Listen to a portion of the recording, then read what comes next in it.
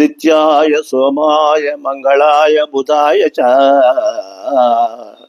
గురు శుక్ర శనేభ్యశ్చ రాహవే కేతవే నమః.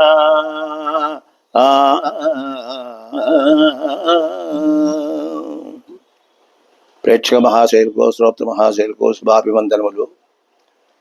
ఈ ఎపిసోడ్ నందు మనము వైశాఖ మాసంలో మేషరాశి వారికి ఏటువంటి ఫలితాలు ఉంటాయి అనేటువంటి ఈ మాస ఫలితాలను మనము తెలుసుకున్నాము.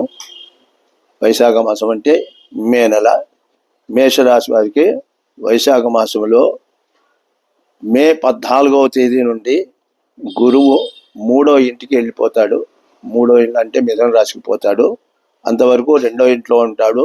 కాబట్టి 2వ ఇంట్లో ఉన్నంత వరకు వీళ్ళకు గురుబలం బాగా ఉంటుంది.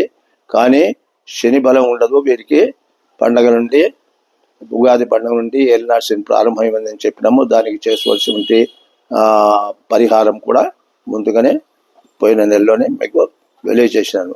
కావున 14వ తేదీ వారికి వీళ్ళకు పనులు జరగాలంటే సులభంగానే జరుగుతాయి. 14 తర్వాత నుండి కొంత మటుకు ఆటంకాలు ఇబ్బందులు కలగవచ్చును. ఎందుకంటే రవి ఈ రాశి వారికి జన్మరాశిలో ఉంటాడు. అందువలన వీళ్ళకు ఆరోగ్య విషయంలో కొంత మటుకు బాగుంటుంది.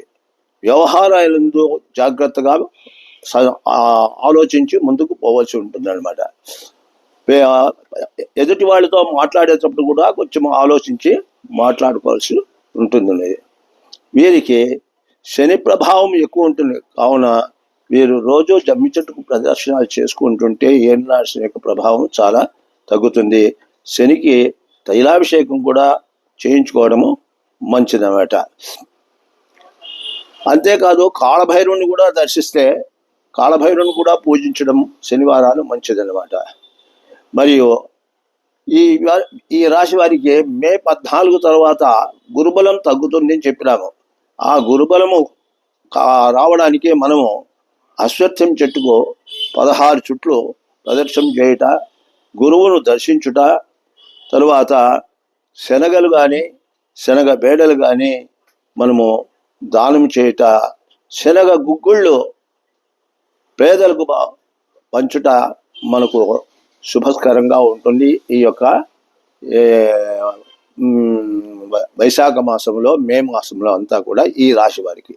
కాబట్టి దయచేసి ఈ రాశి వాళ్ళు అందరికీ కూడా జాగ్రత్తగా చెప్పినటువంటి విషయాలు గ్రహించి చేసుకోవాల్సిందిగా తెలియజేస్తున్నాను. ఓం స్వస్తి.